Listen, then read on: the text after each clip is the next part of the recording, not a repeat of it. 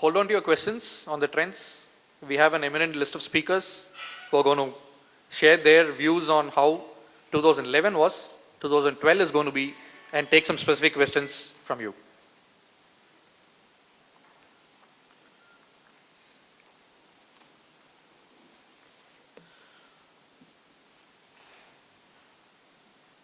Private equity, the road ahead. We have Mr. Alok Gupta, partner, Headland Capital Partners, amongst us. Alok joined Headland Capital Partners in 2008 and is based in Mumbai as a member of the venture investment team. Alok commenced his career at ANZ Greenlace Bank as part of the investment banking team responsible for Indian structured finance and syndications. He also worked with ABN AMRO Securities at the debt capital markets desk. In 2000, he joined Rabo India Finance as part of the Rabo group as a member of the life sciences and healthcare team, and thereafter as part of the startup team at S Bank, commenced and developed the life sciences and technology practice there. He has worked with a number of companies in these sectors on debt, equity capital raising, and business and financial advisory services. Alok holds an engineering and economics degree from BITS Pilani and an MBA from IIM Calcutta. Welcome you, Alok. Would be glad to have you on the stage.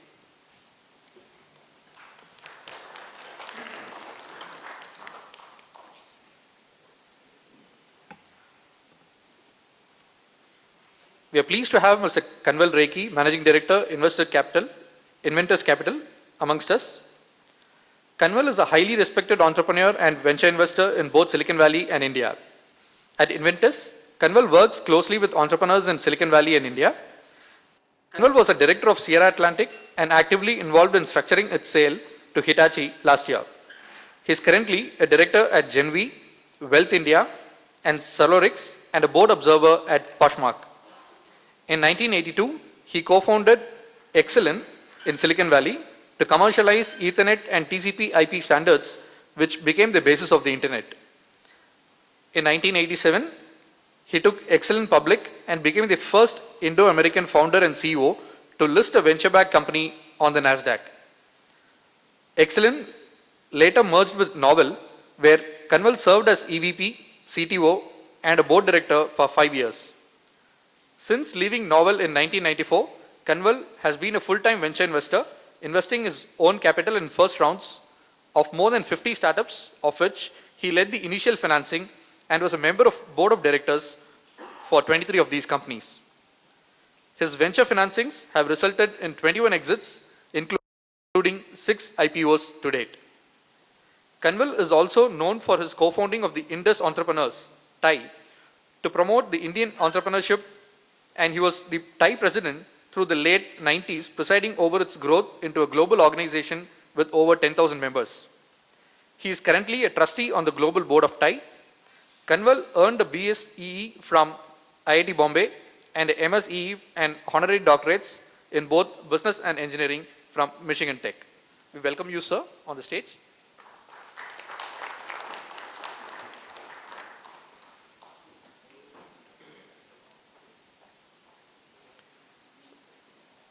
We have Mr. Gautam Benjamin, Senior Vice President, Edelweiss Financial Services with us. Gautam Benjamin is a Senior Vice President at Edelweiss and co-heads the investment banking practice that's responsible for M&A, PE, and capital markets. Gautam has over 15 years of investment banking experience with special emphasis on private equity syndication. Recent marquee transactions that he has led include the 960 crore private equity funding involving 3 investors for the Coffee Day Group and 260 crore private equity funding for the UFO movies. Gautam has worked across sectors including industrial, consumer and retail, information technology, hospitality and media. Prior to Edelweiss, Gautam has worked with Anderson, Allegro Capital and Ernst & Young. Gautam is a chartered accountant and BA Honours in Mathematics from St. Stephen's College, Delhi University. Welcome, Gautam.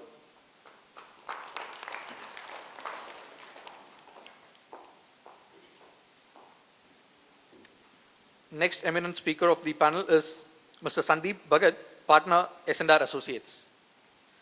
Sandip Bhagat is a partner at S&R Associates, a law firm with offices in Mumbai and New Delhi. He specializes in M&A, capital markets, and general corporate matters. His practice covers acquisitions, takeover code, competition law, foreign investment, and corporate matters. He has also advised issuers and major international and Indian investment banks on a wide range of capital markets transactions. Sandip has been recognized as a leading lawyer by IFLR 1000, Chambers Global, and the international who's who of capital market lawyers. Sandip has previously worked with Shearman and Sterling in New York and Singapore and another law firm in India. Welcome Sandip on the stage.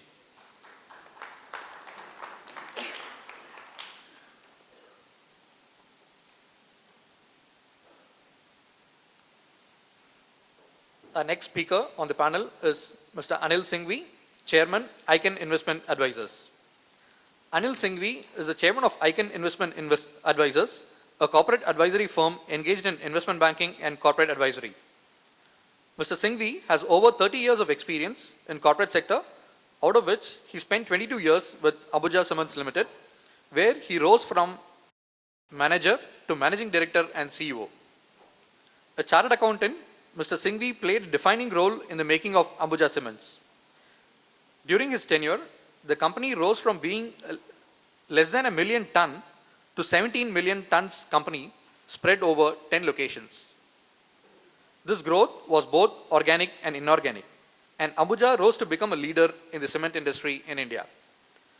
His biggest contribution, apart from the growth of the company, was structuring the entire transaction with Holcim, where ACC and Ambuja Cement, with a combined capacity of 40 million tons, was sold to Holcim in a transaction involving over $2 billion investment by Holcim into India. Recently, Mr. Singhvi conceptualized and advised merger of ENAM, one of the largest investment banks in India, with Axis Bank in a deal involving around $500 million US. He is on various boards of various prominent companies, including Hindustan Construction Company Limited, HCC Infrastructure Limited, Future Capital, IDFC Securities Limited, Sabex Limited, and Institutional Investor Advisory Services India Limited. We welcome Anil Singhvi on the stage, please.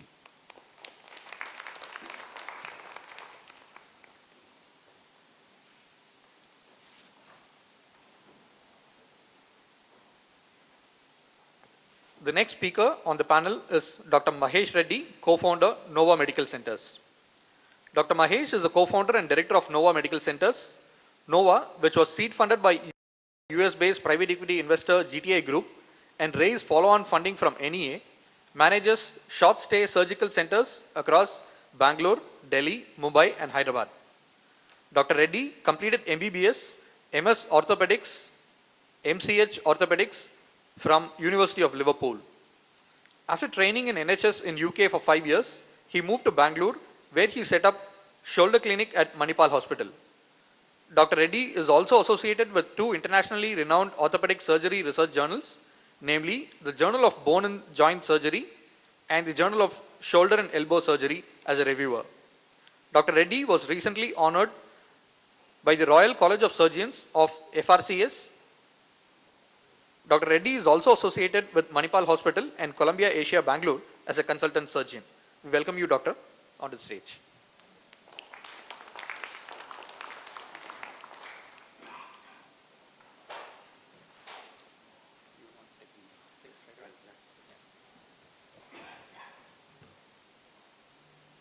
As we saw in our survey, healthcare being the most favored sector, we thought it appropriate for Dr. Ramesh to run with his views, a presentation on emerging trends in healthcare.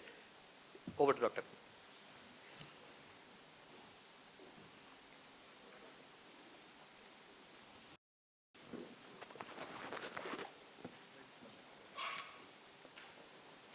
Thank you, Hari.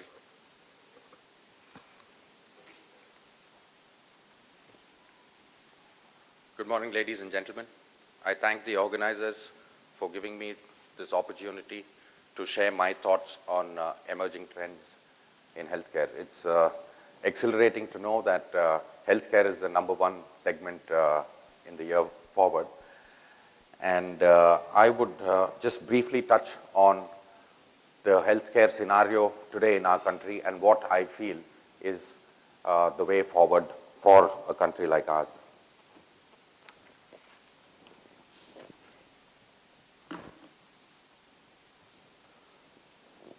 Of all the forms of inequality, injustice in healthcare is the most shocking and inhumane, said Dr. Martin Luther King Jr. And how much more apparent can that be than in our country? So there are three scenarios in India. One is the low income group, over 825 million, who spends less than 4,000 rupees per year on healthcare. And then the middle income group of over 300 million, which spends about 15,000 on healthcare. And then the high income, no guesses for this building, 19 million of them who spend around 75,000 per year. I keep telling, a lot of my friends and associates, if you have the money, I think the best place for healthcare is in India. Because today you have a lot of people who've trained abroad with the latest techniques, who've come back, and if you can afford treatment, the entire hospital will actually shift to your house to treat you, the doctor, everybody. So in India, there have been islands of excellence in an ocean of inadequacy. Our success rate in cardiac bypass surgery is 98.7% versus 97.5% in the US. Medical tourism is continuing to grow and is over a 2 billion market. Ayurveda is one of the earliest schools of medicine.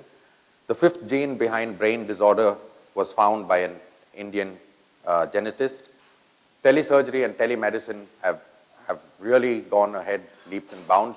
We have a lot of hospitals who are actually managing ICU patients in remote parts of India and some parts of Africa. Compared to all that, look at this. 70 deaths per thousand in 2011 in this era versus 6 deaths in developed countries. Maternal mortality rate 25 per 10,000. By the time I finish my lecture, there will be about 6 deaths due to tuberculosis, 34 deliveries taking place every minute, and only 47% of these attended by trained personnel. And probably that's why we have a very high maternal mortality rate and infant mortality rate.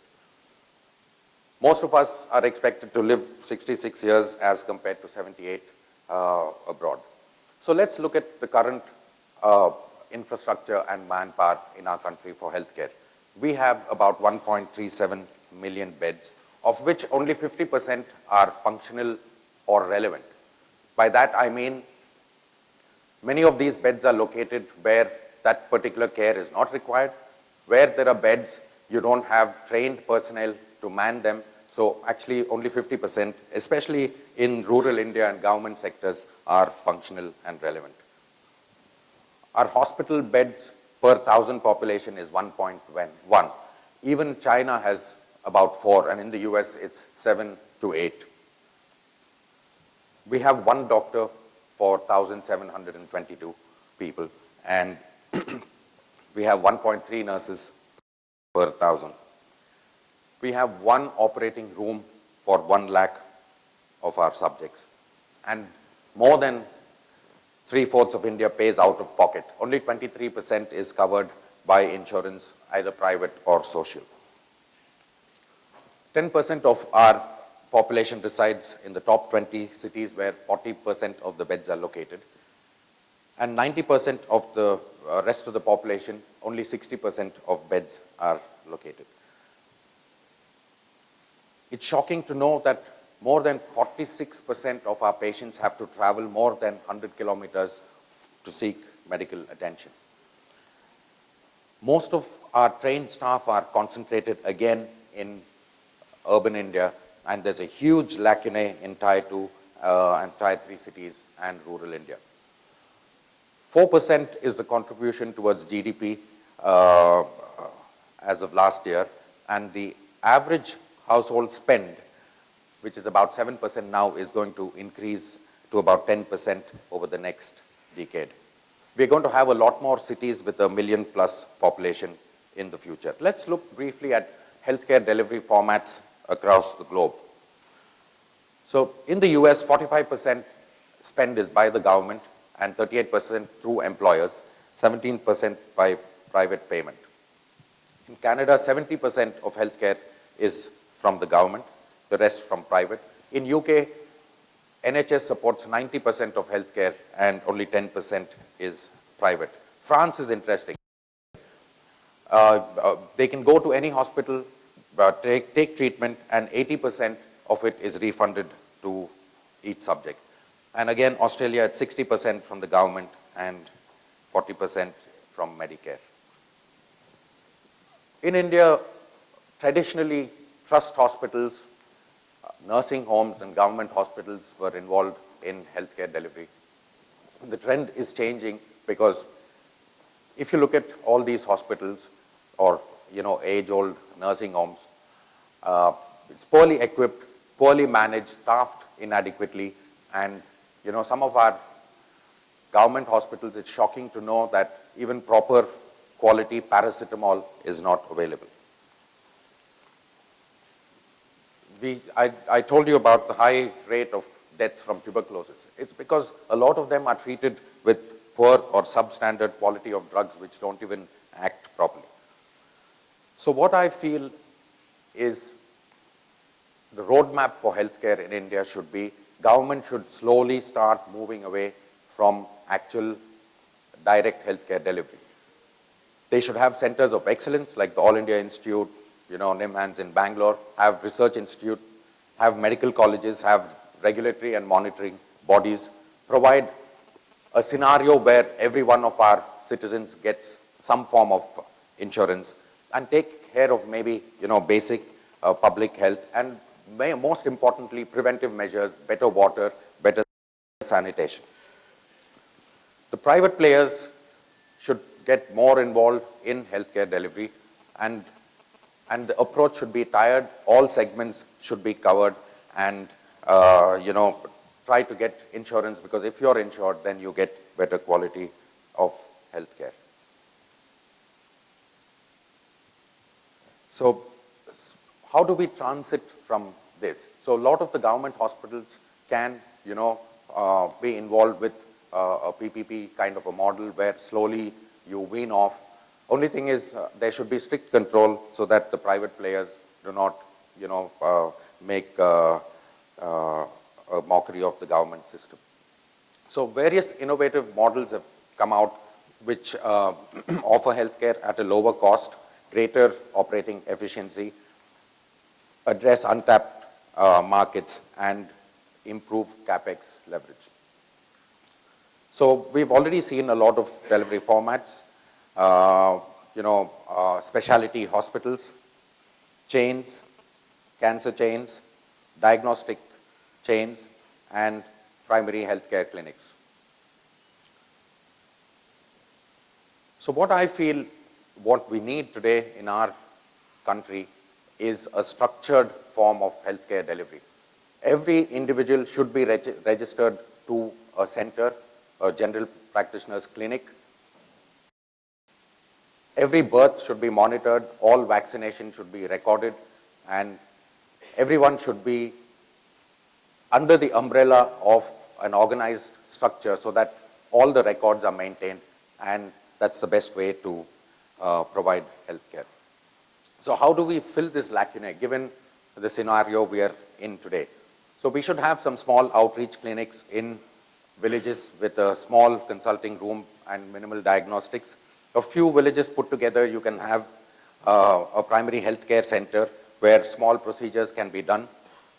In towns, you should have an ambulatory surgery or a short stay surgery center where, short stay surgeries which involve a couple of days stay or the same day discharge can be done.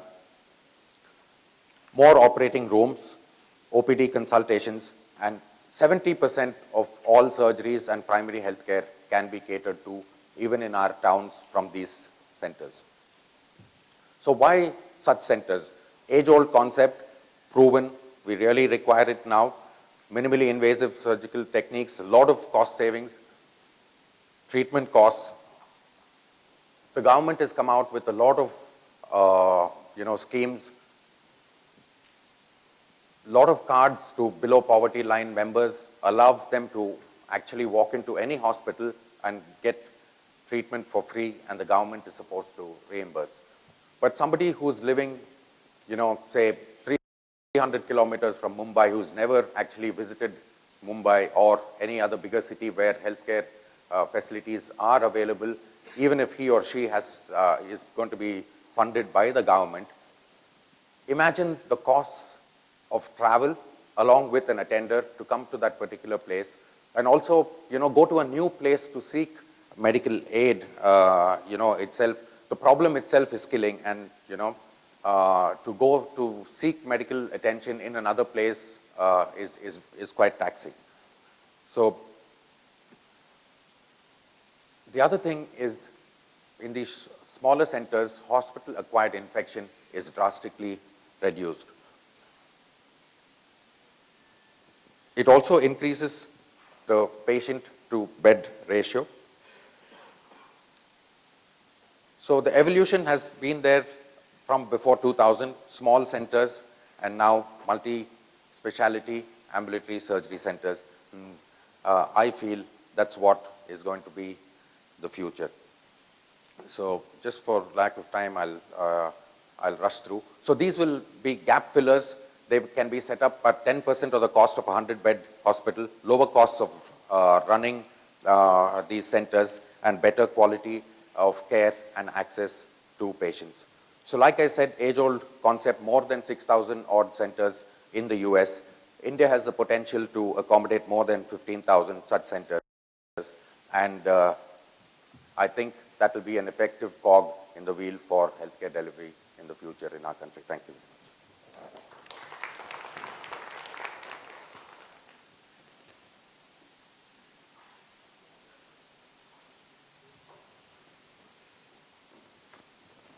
Thanks, Dr. Mahesh, for taking us through the big opportunities in the healthcare life sciences space in India. Now, I would request our panelists, starting with Alok, Kanwal, Gautam in the order, to give their thoughts on what the year 2011 was and what the year 2012 is going to be in terms of both investments and exits and fundraising. Over to you, Alok. Good morning, everyone. I think some of the points which Hari covered in the presentation were very relevant. I think some of my key observations from a fund perspective is definitely there's been a very serious spike in venture capital activity, which overall is good for the industry, because it just means that over the years there will be a lot more well-funded and well-organized companies coming to the market. Just by way of background, we are the new firm which was created after the management buyout of HSBC Private Equity. HSBC continues to hold a minority stake in us and remains one of the largest investors. So we are a fund which is typically a Series B or a Series C type. We typically come in the $10 to $20 million funding range, which in India is probably the midlife cycle of a company, as it were. So we definitely see over the years a lot more funded companies coming our way, which I think is very good for the overall ecosystem. I think one of the key challenges has really been lack of exits. And I think a lot of firms this year will be focusing on exits. One of the challenges you face there is most investments in India are minority stake holdings. M&A therefore becomes a bit of a challenge, because you typically have to see eye to eye with the promoter to look at an M&A. IPO markets, generally speaking, are weak. Hence, there seems to be a lot of focus this year on secondary sales. And that typically will happen when one or more investors get together and sell their stakes to larger PE firms. I think that's really going to be one of the key drivers, at least in the next 12 to 18 months going forward. Generally speaking, I think funds are becoming a lot more quality conscious. I think in times like this, most mid to large firms tend to slow down a bit, which is counterintuitive, but that's the way human nature works, I guess. Generally speaking, as I said, most funds are looking more to exits than looking to do very large, fresh investments. There are going to be a lot more follow-ons this year as companies come to the market for continuous fundraising. I think one of the key gaps, if I can say, in the market is going to be the emergence of, broadly speaking, mezz funding. That is a gap which in these markets is becoming quite relevant. And that bridges a very nice gap between pure equity and debt, and also the valuation expectations which a lot of companies might have. So these are my broad observations. I'd love to hear from my co-panelists. Well, we have a U.S. India fund, Inventus Capital, early stage. That is broadly speaking on Indian Americans and Indian talent and Indian markets. So even the investments we do in the U.S. are by and large on the Indian Americans. Our Japanese focus on India. Year 2011 was a fabulous year for us. We had over 10 transactions, 4 new investments and 6 follow-ups by other people who upvalued our previous investments. And we had 2 exits. One exit was on December 31st of 2010. So technically speaking, that was in 2010, but money was in the bank in 2011. And we had another exit. The overall, the exit scenario is pretty bad compared to China. We are out raising money, and we hear from LPs over and over where are the exits, and we all talked about make my trip. What happened in fall of 2010, the last big exit from Indian bat, ABC bat company. There were over 40 Chinese IPOs on NASDAQ when there was one Indian in 2010, and there wasn't any Indian IPO on NASDAQ in 2011 that I can recall, right? And there are over 40 a day from China. So the exit scenario is pretty bad. The LPs are beginning to wonder if the Indian early stage VC investments will really bear fruit. But we are very, very hopeful. I tell people, China will be 10 years ahead of us.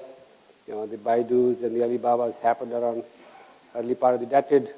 So we should be seeing stuff happening over the next 2 to 3 years.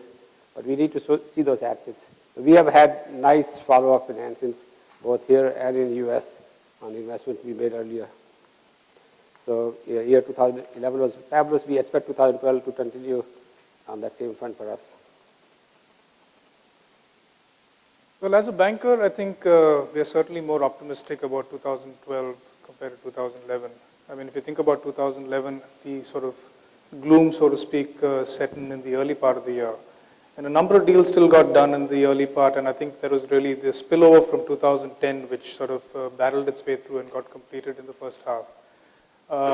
What I expected would be a relatively slow year, as data has shown, turned out to be perhaps the second best year in terms of investments compared to in the last 5-7 years. What has changed this year is that the year has started on an optimistic note.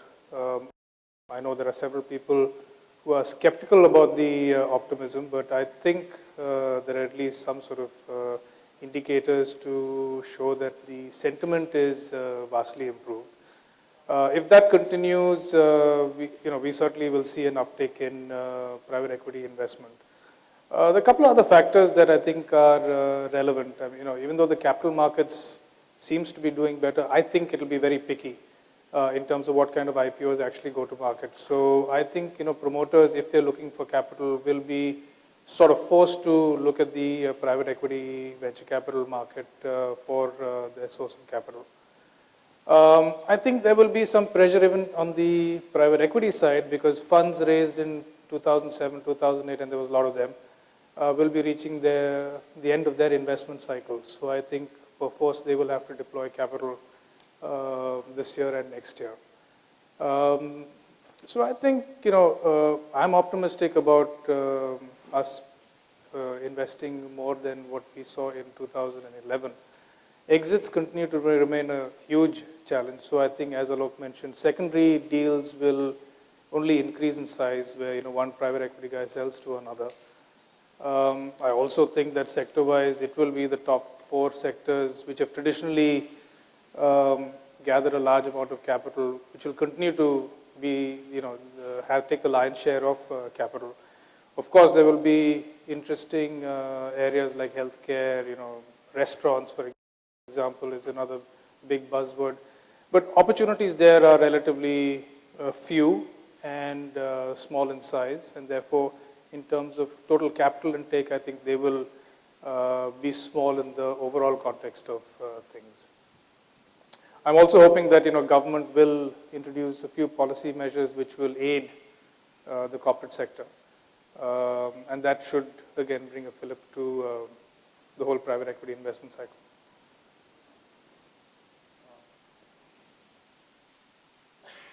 Sorry, as a lawyer, I think I don't think I'm in the best position to give you a great analysis of trends in terms of investments. It kind of works up and down, as even I had thought last year it may be a little slow in the beginning, but it turned out to be a busy year in terms of, I think crystal balling for me is a little bit in the hindsight.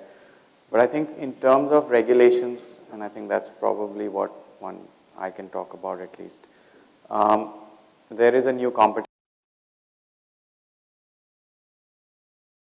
Even an exit today, you need to look at the Competition Act, even if it's just to kind of tick the box and say it's fine. I think that is one issue which has now come up. I think transfers restrictions, especially in connection with companies which are public companies or not necessarily listed but public under the Companies Act. I think those continue to be an issue. A put option, if you are a foreign investor, the Reserve Bank of India continues to not look at it favorably. So those challenges will continue, in terms of your existing investments. I think, there's a new companies bill out there, which there hasn't been much focus on, but frankly, it is something which is on our radar.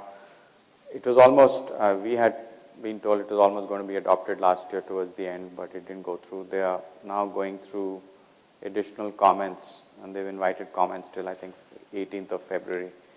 But it contains provisions, and we've stopped really analyzing it as a law firm because it just keeps changing every few years, and you don't know whether it will be adopted or not. But there seems to be renewed momentum, and it has a few provisions in there which it's instinctively not clear why it's there. Just to give you an idea, it contains insider trading restrictions on all companies. Whether you're a private company, whether you're an unlisted company, it doesn't matter. You have to comply with insider trading restrictions, which is fairly onerous.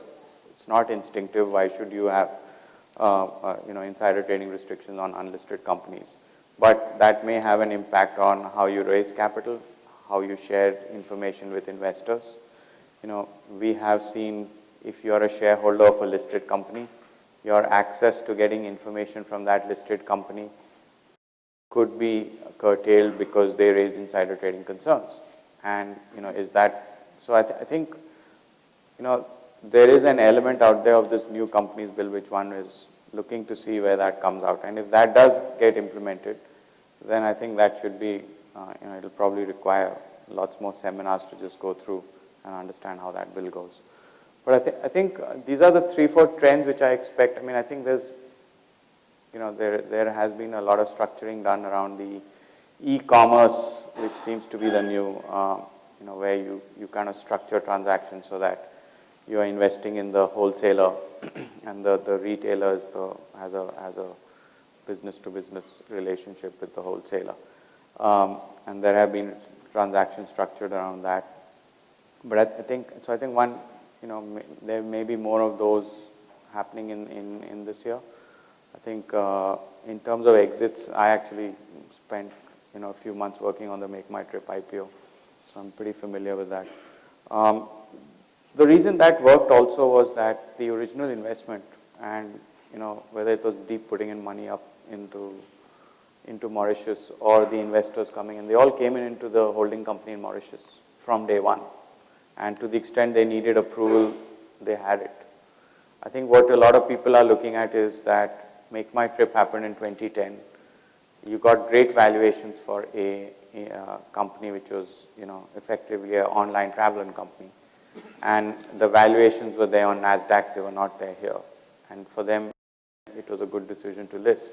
So I think a lot of people have spoken in the past, since that transaction happened, about, and they have investments in India, and they're talking about externalizing the India investment, which is basically trying to replicate it so that you can have the investment, replicated outside. But I think there are challenges in that, primarily because there were two sets. One was the exchange control issues, which I think continue to remain. The other is the whole Vodafone issue, which continues forever. So I think, that challenge remains in terms of structuring exits so that you can, if you have an investment in an Indian entity, it has to list on the Indian markets first, or simultaneously list. That's the law. So your way around that is to list, invest in the overseas entity.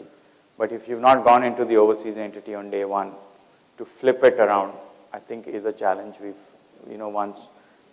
tried enough structuring on that. So I think that, but I'm not saying, I think people are still looking at that as, because I think Indian equity markets aren't, the regulator here, and we work a lot on SEBI matters also, the regulator here has actually tried a lot to make, there's a whole QFI investments coming in. There is, for listed companies to meet the public shareholding, there's IPPOFS, which has just been announced. So I think they are trying their best, but if there is no demand, if investors are picky, if people think the stock market is overpriced, then I think that's not something anybody can control.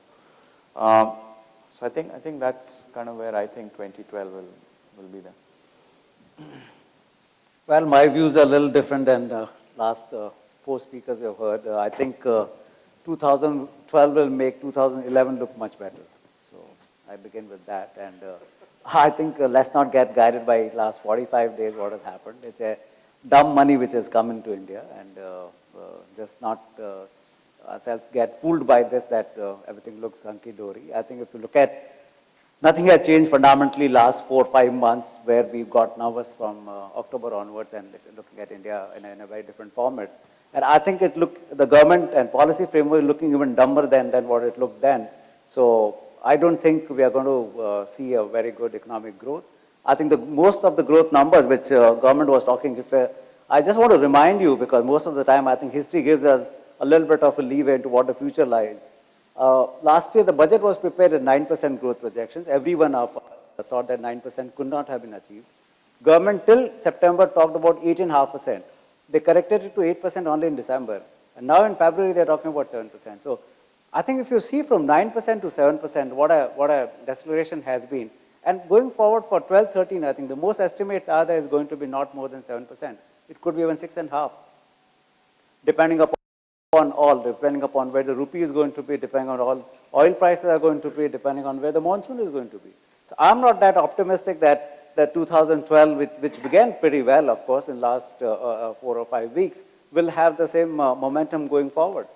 Having said this, the second thought which I have for private equity, and I will talk about my experience. I'm not a practicing private equity guy, but my experience, because the company which I worked for in 1999 had about $200 million of private equity coming in, cement business, which is a very, very simple, very dumb business. But experience of mine, having got the private equity money in 99, which was one of the early days, most people had not even heard the name private equity in India. And again in 2001 from one of the largest private equity guys, is that in India we have seen that this is basically a money providing game. But India hasn't really seen the serious private equity, the role which private equity should be playing into the company. It's another form of capital coming in. And most of the time then private equity guys really blame the promoter of not having really worked the way they wanted. But I don't think private equity guys are really making the corporations and the promoter or the owner really work in a manner as a partner. So it's another form of capital. Most of the time you will have a side agreement also done of fixed return IRR that I must get 22, 23 or whatever the percent is going to be, and I have a put option on you. I think this is what even IDBI did when I first set up a cement plant in '84. IDBI did the same thing when they provided the loan, that should you fail in this, this is what my IRR should be. So I see not much of a difference in last 27 years from the capital providers, including the same kind of a set. And then when you don't most of the time bother because you have some piece of paper written which will give you an IRR without bothering about what happens. And that is where you have Subiksha and Lilliput coming in and haunting at you. What do? Has the quality changed? Lilliput had a private equity before. And when it got into somebody else, and then you question the accounting practices, the character of the person and all that. I mean, somewhere I feel that enough role or enough job has not been done by most people in private equity. And I'm not going to blame here because I'm not here to really talk this, but I suffer from speaking my mind. So I'll keep on speaking my mind. That most of the time in private equity I've seen, it's based on spreadsheets. Your investment decisions are largely made on spreadsheets.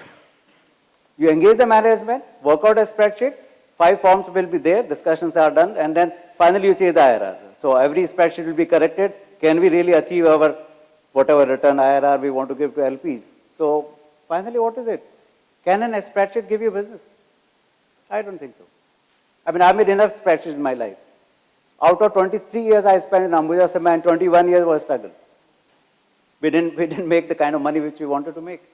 So what do you do with the spreadsheets? It doesn't really deliver you. So I'm maybe deviating from that, but my sense is that 2012 is going to be again a more difficult year. And if it is a difficult year, don't depend on spreadsheets. Go and understand the business. Take the risk. The risk aversion is so high, and still you call yourself private equity. Both can't go together. And promoter knows it very well that he has taken enough risk in the business. So it's an external capital. It's not a partner capital.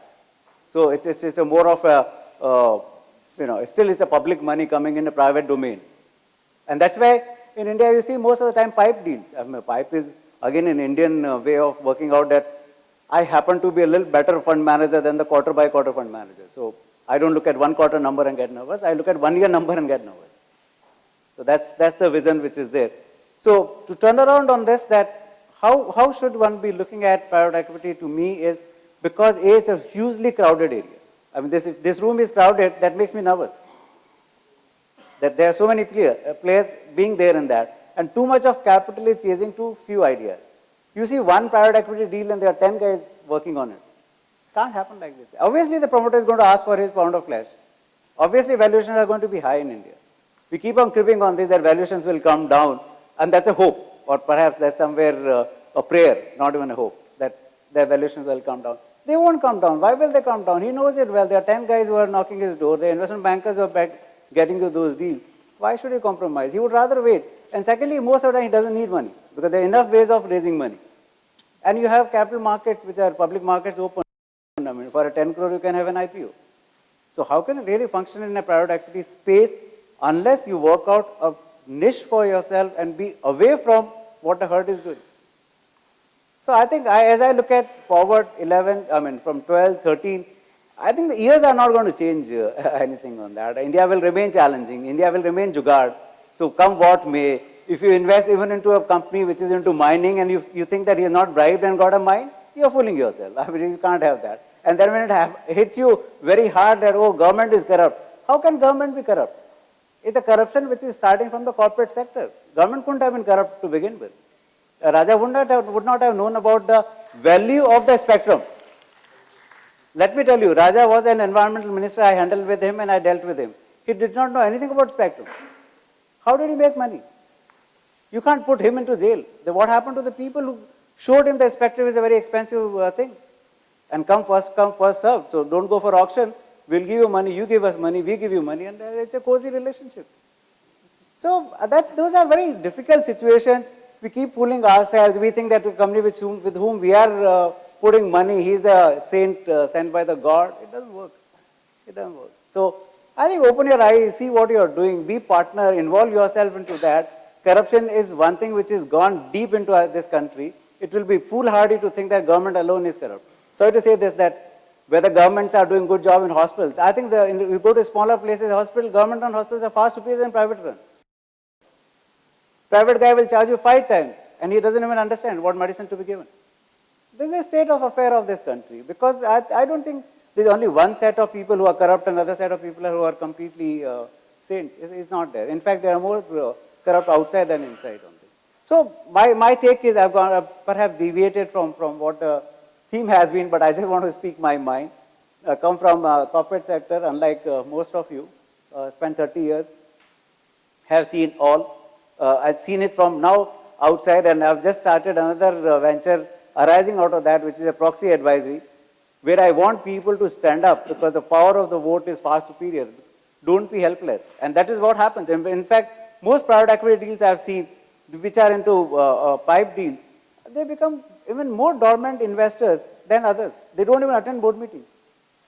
They don't even know what is being discussed in the board. Not that much is discussed in Indian boards in any case, but still, whatever is being discussed, you must participate into that.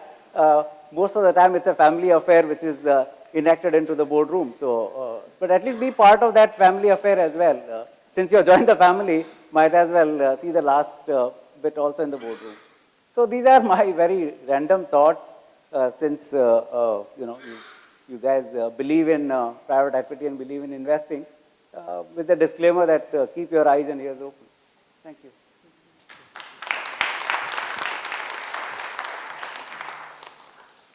Thanks, Anil. You warmed up the room playing devil's advocate. A few words from Mahesh from an entrepreneur perspective. He has taken funding both at the seed level and later stage. And then we'll throw open questions from the audience. Mahesh? Just before I go there, let me just clarify. When we do our medical training, we all posted in government hospitals. We're also posted in private hospitals owned by the government, by the private or, the medical college itself. I'll tell you my personal experience. When I was doing my orthopedic training as a registrar or a postgraduate student in the government hospital, you would have one patient on the bed with a fractured neck of femur, which means you can't move or walk, and you'll have one on the floor. An 80-year-old lying on the floor in pain and waiting for 5 days or 7 days to have the fracture fixed, because that particular unit's operating day comes 1 week later. If they've missed Tuesday, which is the day of operating, then the next time they get operated is only Tuesday. It's changed to some extent now, but if we look at government hospitals in rural India, the doctor is not there. When the district health authorities go there, there is a leave letter, standard leave letter, which is there without the date mentioned. And when you ask where is the doctor, the clerk puts that date and says the doctor is on leave. So this is the state of affairs. Why? I'm not blaming the doctors or the other staff there, because the facilities are not available for them, even if they have the qualification to provide treatment. They don't have proper facilities. So, don't get me wrong, it's the state of affairs today, and I think the way forward is more, like I said in my presentation earlier, government is doing excellent work in, All India Institute, research, robotic surgery, going that side, but basic stuff is not being provided. As an entrepreneur, 2.5 years back, when GTI, which is the company which gave the seed fund, came with this concept, I immediately jumped at it because I trained in England and I knew that this is the way forward. This, like the figures show, is going to kind of change the way healthcare should be delivered in India. When we started off, we said, okay, together we'll do maybe 10, 15 centers and then see. Within the first 4 months of starting, we were featured in a few magazines, and we had about 5 or 6 VC firms, wanting to invest. Going forward, it's good to work with good partners, and while there should be a check on the promoter, there should be some freedom to, to kind of grow, because you're there on ground. You're the one who's actually handling day to day, and you will know slightly better. Yeah. Thanks, Mahesh. We'll take 2 questions at a time. You have mics, volunteers available to pass on the mics. So anyone with questions, we'll take.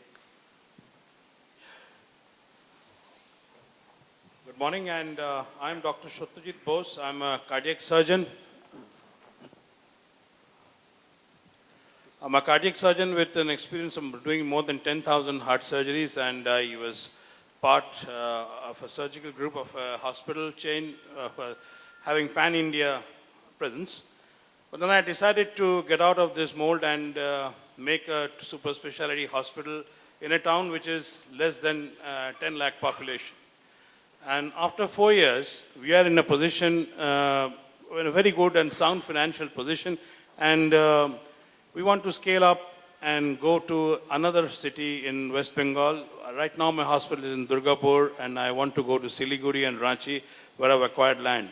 Now is the question whether I generate funds out of my own like I've done in the past, or should I go for the venture capitalist with minimal control? But doctors like us, we like to have our own fiefdom, my own hospital. So what kind of control or what kind of close observation and would the VCs or the PEs like to have on people like us, and whether it can be whether we can achieve a win-win situation. This is a question for the panel of people here. Yeah, one more question and then the panel will address it together. Gentleman out there.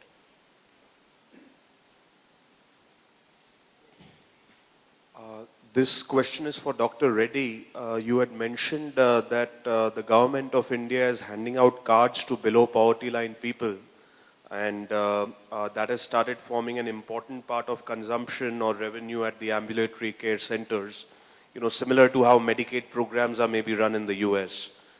I guess the question is that how much is contractual rates for centers such as yours standardized by the government for procedures or treatment, and how much does that really impact your business mix, and do you see that really growing over the years?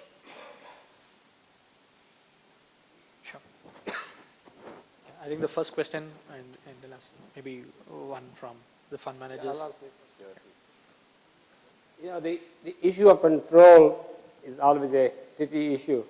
If you get somebody else's money and investment from somebody, and you're control freak, and the other person will say, well, I hand him my money and he has full control, what's my choice here, because it becomes very unattractive. So if you are into control, you shouldn't be looking for money from outside at all. It has to be a mutual deal, where there's a mutual control based upon performance.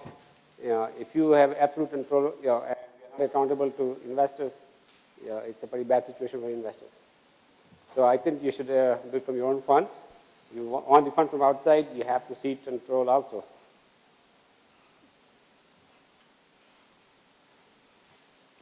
Anyone else to add to that? It's a classical to PE or not to PE question. So one thing, when you talk about control, I don't think investors are looking for operational control. It's really fiscal discipline that they're looking for. So, and I guess if you're meeting your numbers, etc., you would have less sort of control exercised over your business. So it's a balance, and I think there is a responsibility to the investor to treat him as a partner, and therefore I think you should look at it as a partner who has a special emphasis on fiscal areas rather than operational areas. Maybe I should amend. Control comes from performance. You don't have to have a majority ownership to have control of a given situation. In my own company, when I took it public back in 1987, I only had 6% ownership at the end. I had full control. Nobody interfered ever, because the performance was there. So that's the way the pact is. They had the ownership control, they had the board control, but they left me alone because numbers were happening. I was transparent, and so when you start to focus on control as an issue in a financing situation, that's a very strong red flag to the investors that this may be a trouble situation. Down the road, this person is looking for control rather than trying to form a partnership and deliver performance. Control in any of these startup situations comes from performance, and it's a two-way street. It's a two-way street. If you want control, the other guy wants to control too. And then it's technically it's legal, mumbo jumbo start to 25, what this means and that means, and that's a very bad situation. It's like a marriage. Yeah, financially it's like a marriage. It's a partnership based upon trust, and there's equality on both sides. If one side starts to assert control, marriage doesn't work very well, as you know, right? Yeah. Yeah, Mahesh can add an entrepreneur's view on this question as well as the other question that was directed. When I returned from England in 2003, thankfully there's some backing, so I said I'm going to do a hospital myself in Bangalore, and I was looking out for hospital chains to actually tie up and and see if we can do something together. And somehow that the project kept getting pushed. I wasn't, fully into it. It was just there at the back of my mind while trying to establish myself as a shoulder surgeon. And when this idea came, I said, this is far better to be, doing smaller places across the country than have one center of my own. And that's why I jumped into something like this. It's great to have your own place and do excellent service in particular field, cardiac surgery or neurosurgery. It's fantastic, but I think we need a mix of everything. So that's where we stand. Coming to the gentleman's question, first of all, we don't have any tie-up with the government to be sending BPL patients to us. We have all of 9 centers spread across. Ours are, 12,000 square feet to our biggest one coming up in Hyderabad, about 25,000 square feet. So we don't have any tie-up. It's the big hospitals which actually tie up because they need to fill beds. It's like this hotel. What is your occupancy? 80%. Big hospital, 1,000-bed hospital, what's your occupancy? They're going in occupancy, not, what is the quality of service? What are you doing? What is optimum service? Our first challenge when we started this field was to get insurance companies to agree that you don't need 24-hour stay. A lot of my patients today, when I say you can do it in our center, arthroscopy, keyhole surgery, they say, doctor, no, I can't do it here because my policy says 24 hours. I said, no, we've changed it. We've said you don't need to be paying for that extra night stay, for that extra meal, for night duty staff to be there. So you could cut down 25% and have a package system. You have an appendix, if it's 20,000, it's only 20,000 and not 20,001 rupee.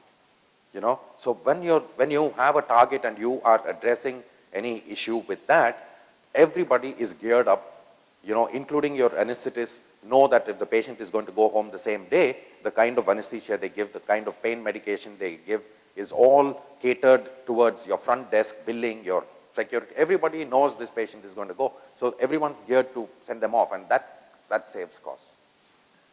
So coming back to these schemes, it's fantastic. It's a social system, and we need to cater to people below poverty line. But probably there should be a better way because, first of all, everyone's scrambling to get that card.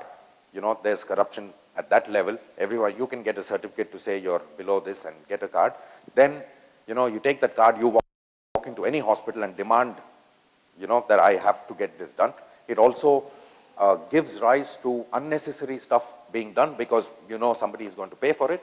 But the thing is, does the government have the capacity or capability to be able to pay for everybody, So finally, hospitals run up huge bills, everything extra added on, but they may not get back as much as, they claim for. Sure. More questions from audience? Yeah, one of them. Hello. See, my question to the panel is, my name is Raja Raman. My question to the panel is basically, is it essential that whenever you have a tie-up or no, when private equity enters, that is it necessary that the company has to go to an IPO? Because most of the time we have seen it, the thing is, it becomes a compulsory option, whether they have what you call a triggering stage or even what you call a marginal stake. The tendency of the private equity people is to drag the company into what you call an IPO stage. So is it an essential kind of feature that whenever we enter into a private equity, whether we need to go for an IPO. One more question. Yeah, yours. In the data which you had given, there was more activity in the seed fund stage than in the mature stage. So if the panelists can throw some light on what kind of activities exactly happen in the seed fund stage and how do we promoters or take our company forward so that it looks attractive and we don't have that kind of financial knowledge. As Singhvi sir was telling us, we don't know much about the IRR and other things. We know about the operations stage and we know how we run the business and all that. So what do investors look at companies like us who are in the seed fund stage? So that would be the question. Sure. Yeah, Alok has a point too. Sir, regarding your question about the IPO, no, there is no definite requirement for a company to have an IPO as a means of exit. I think what has happened is over the years, there have been various categories of investors which have developed. As you mentioned, seed funds, venture capital, angels, venture capital, small cap, mid cap, growth funds, etc., private equity funds. I think each one of them has different exit horizons and options. IPO typically, theoretically, is the last option for most investors to exit because that is optimal for everyone. Basically, IPO is supposed to give you the best valuation possible for the company. Hence, everybody exits at that point of time. When I say everybody, I mean the investors. That's probably the most optimal option for everyone concerned. Keeping in view markets which are the current markets conditions, there are various other methodologies. See, you have to understand that typically a private equity firm has a limited life. They are with you for a period of 3, 5, 7 years, so to speak. So once that time runs out, they are under pressure to return money back to their investors. So then you have firms selling their stakes to one another, potentially a M&A, sometimes a promoter buyback if they have the cash. So to answer your question briefly, IPO is not the only option. If I may add, the IPO is not very attractive option for investors many times because the fact that you went IPO doesn't mean the investors can cash out. Because there's a lot. If you're in US, there's at least 1 year lockup, for the investors, and even after that one, unless the performance is there on a consistent basis during the lockup, the stock may have plummeted, or there may not be enough of a float and enough of a market to sell into. So it might take 3, 4, 5 years after an IPO for a company to have enough consistent performance for investors to cash out. Trade sales give you immediate cash, and if you are a good negotiator, you can do a good trade sale and you take your money and run. So I had 3 exits in the last 13 months. I should have mentioned that early. One company here in Hyderabad, Sierra Atlantic, was acquired by Hitachi Data Systems out of Japan. Was a trade sale. And my most recent exit here in Mumbai, NetMagic, is being acquired by NTT out of Japan. Both were very attractive valuations. In the old days, we used to say the Japanese are the bidder fool theory. They were the biggest fools. They will pay you the top dollars at the top of the market. So IPO is sexy. It gives you high visibility. It feels very, very good. But from cashing out for the investors and for the entrepreneur, especially the word entrepreneur promoters, they have tough time selling after the IPO. If you are selling, why should I be buying? Because you have the deepest knowledge of what's going on. So you can't be explaining to them that, hey, I have a need for the money. If you have to sell the shares, you don't have faith in the company, that might be enough for everybody else to sell too. So IPOs are good, but you need to build a consistent record. You need to show the company has become more stable and mature and doesn't require you at the helm to maintain its growth and stability. The other managers have stepped in, company has become now institution. Those things are required for you to cash out. So IPOs are good, but they have their downside. Turning back to what do the investors look for seed in the seed round? So here is the stats for our fund. We are a small fund. We do early stage investments. We saw over 1,000 plans last year. We only did 4 deals. Yeah, so we, it's a, it's a buyer's market. Yeah, and so we pick and choose. Yeah, we see the best. Yeah, there are many plans that should have been funded, but we don't have the capital to fund. Yeah, so there's a certain amount of luck. Yeah, it's a relative situation out in the marketplace. So I can't give you a formula. I can't give you a formula. So we have set a bar, which is for for early stage and see around is very high bar. We don't like to see raw plans. We like to see a team which has done yield for at least 18 months or 2 years. They've been bootstrapping and they've been living on a starvation ration and shown some commitment and staying in the business. They have done some technology development. They have some customer engagement. And maybe even a small revenue, yes, I'm talking about tens of thousands of dollars, not large amount. So we have set that at a bar, because we can pick and choose. We have enough of those entrepreneurs.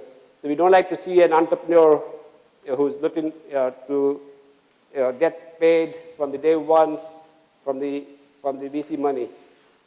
He should have paid his dues, some family and friend support, some real sweat equity put into the company. That kind of commitment, and that's the scenario in India right now. We can do it, simply because a large number of entrepreneurs are looking for cash, and we pick and choose. And so it's a tough matter out there. The amount of money in India being invested in startup is maybe 1/10 of what it should be. Compared to China, just the state of Washington, which is not a large state in the U.S., has more venture capital investment than all of India. State of Washington, is not known for the technology. Microsoft is there, but it's one of the smaller states. California, of course, is maybe 30, 40 times as much money in California as all of India.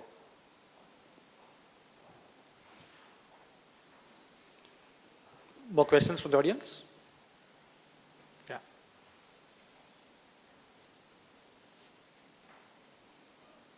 Another question which comes up into our mind, most of the time earlier we used to be a kind of a media or an intermediary which is called a capital advisor to approach to the private equity fund. So nowadays the trend is going basically the entrepreneurs are able to directly access to the fund itself. So by virtue of that, the kind of the intermediary kind of a cost is getting substantially reduced. So do you feel that in any private equity transaction, is it necessary that it has to go through only an intermediary? That's point number one. Yeah. The second thing is what is the kind of level of what you call the returns the private equity will be, because different private equity has got different expectation levels. So we as an entrepreneurs, we likely to get confused because are we under the right hands of the right fund? So most of the time that becomes a baffling question whether it is basically, had I would have gone to the other one, I would have got a more valuation. So no, they are not sectoral specific private equity. I have landed in a wrong hand. So does it in any way, how do we evaluate the private equity fund as an entrepreneur? Great question. One more question to add. Can you maybe answer this? He's getting the mic. Yeah, you can start answering the end. I'll just spend a minute on this. I think that's a great question. Being a firm ourselves, being a fund ourselves, we always wonder whether if you see a transaction which is referred through an investment banker, is that good or directly approaching someone? It cuts both ways. If you approach an entrepreneur, obviously it means you have a relationship going with the entrepreneur or the company, which does help in comfort, in deal structuring, in negotiations. Having said that, typically the stage of company evolution we operate in, most companies are not ready to share are ready to put together the information which we require. That is where an investment banker comes in very handy in terms of working with us, helping us put together our analyses, as it were. The flip side to having an investment banker is that they typically would tend to shop the deal around. So that becomes a dilemma for us, whether to Is it better to have a banker involved or not involved? I don't think there's any straight answer to that. Well, in the early stage, yeah, for me, a banker is a demerit. Yeah, a entrepreneur has to learn to sell. Entrepreneur, above all, has to be a salesperson. He has to learn to sell, especially when there's not much there. His family will let him do this thing. He has to sell to the potential employees, partners who come and work for him for sub-market salaries, and he has to learn to sell to the customers, and he has to learn to sell to the investors. So anytime you put a banker there in the early stage environment, for me that's a very red flag. This person is not willing to step up and sell himself. And we have done deals with banter involved, but that left a pretty bad taste in my mouth. I typically, like I said, I can choose given the one of deals in India. If there's a banter involved, we pass very quickly. I'll just address your other question regarding what is the kind of return expectations and what happens. One of the challenges in this industry is that the mantra is invest in haste, repent at leisure. I think it's very easy to do a deal. You just pay enough valuation. There's no problem doing a deal. The challenge is the exit. I think as a lead up to that is, it's a lot of things. It's the domain expertise the fund has, the kind of information, the information skill sets the team has, the comfort you have with the promoter. I mean, just speaking from personal experience, we spent minimum 6 months to a year to do a deal. That's if they're not already proprietary relationships. It's a question of getting to have comfort with the promoter, the entrepreneur, the team, the business itself, if we don't understand enough about it. So I think it's a bit of both. It's the effort from our side, it's the effort from the company side, and it's really, as you were saying, it's a marriage.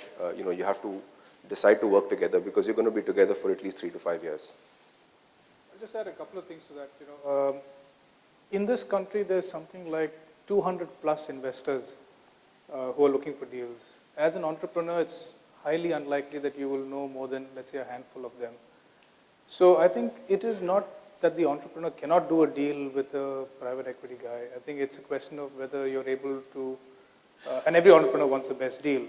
So can you do the best deal for yourself, or do you think the investment banker can help you do that deal for you? So I think knowledge of the investors, knowledge of what the investors want, what are trade practices, all of that are things that don't necessarily come to most entrepreneurs because they may do 1 deal or 2 deals in their entire lives, whereas that's all we do day in and day out. So I think there's a fair amount of experience that bankers will bring to bear. Of course, there'll be some who are better than others, but I think there is a strong role for a banker, particularly in private equity deals. I completely agree with Kanwal that in early stage deals, a banker will actually provide a disservice, but once a deal crosses a certain size, I think there's a lot of value to be added. Sure. Yeah. This is from first-hand experience. A couple of years back, we were sitting in that room. I used to wonder, what are these guys, top line, bottom line, EBITDA? Nothing made sense to me. I know rotator cuff, I know somebody dislocating, and nothing made sense. And I'm just starting off.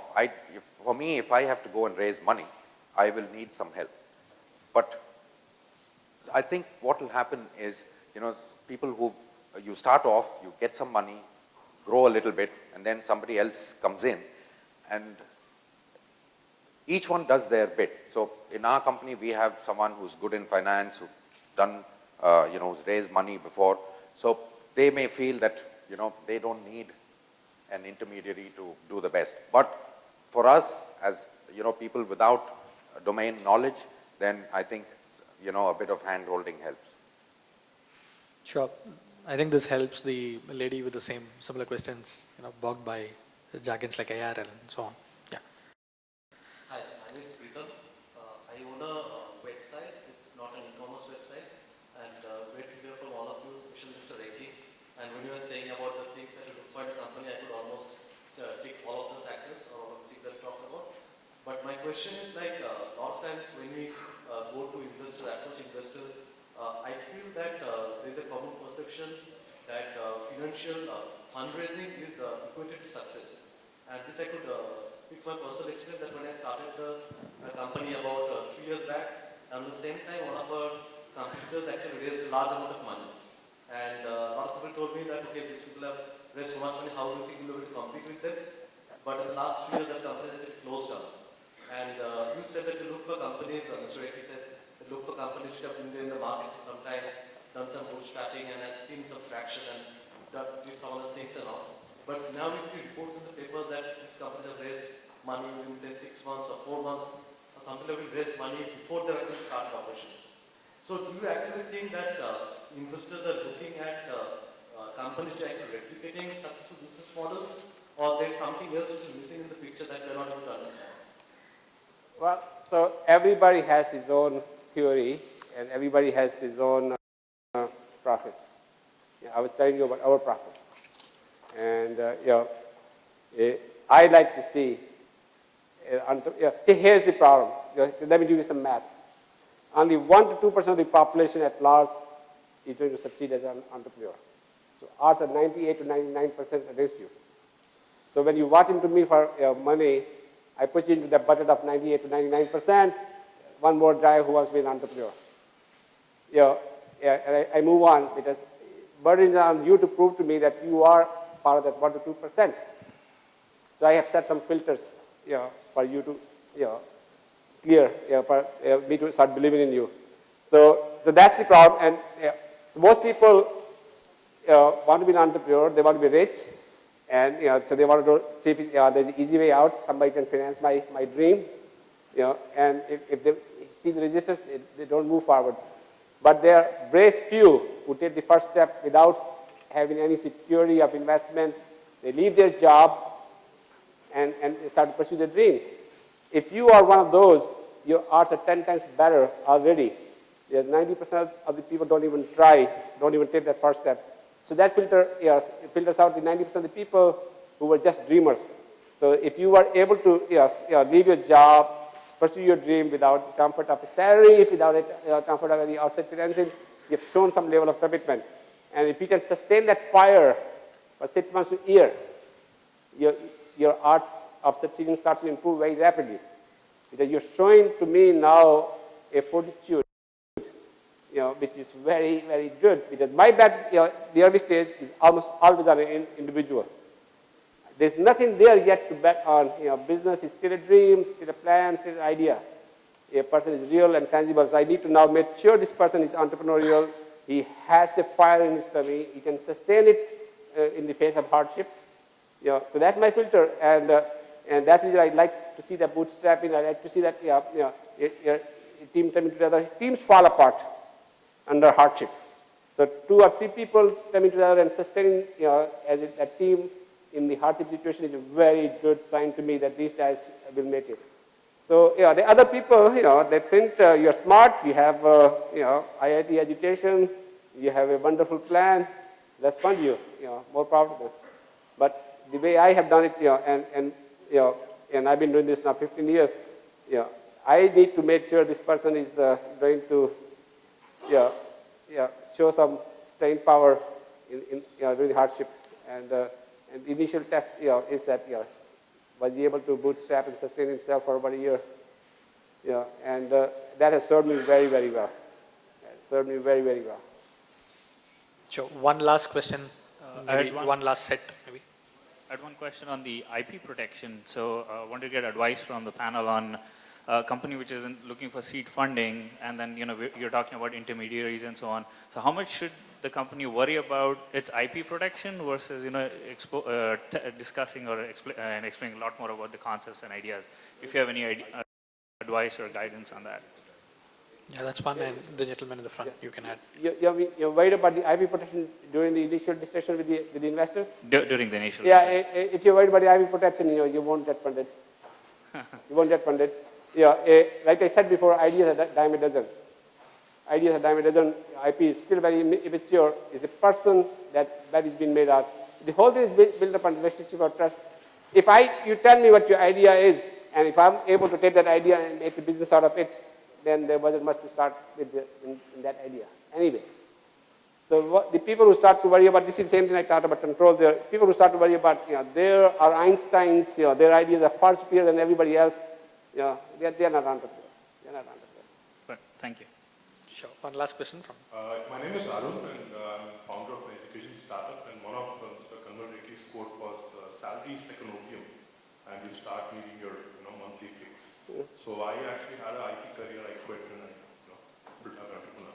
My question is around, when do you actually seek for money? Like, is it better to be 100% owner in a 1 crore company or a 10% owner in a 10 crore company? So at what point do you actually seek funding? Well, there's no right answer at the end, right? From my perspective, the control comes from performance. Being a 10% owner in a very large company is very, very good. I was a 6% owner in a very large company that I built, and that made me fabulously rich. And so the capital is required, to expand and grow. As you're a fast-growing company, capital is required. But if you're able to do without that, more power to you. So the issue is not the ownership; it's the issue is the size of the pie that you create. And the issue is not the, by the way, issue is not the valuation in the beginning; it's the issue is the valuation at the end. That really matters. Issue is not what's the value now; is how fast you can create value. If external capital can give you the faster growth, which is at the heart of the whole financing, everybody's better off. Everybody's better off. Sure. Thank you very much, gentlemen on the stage. Thanks, audience. We would have a short tea break now.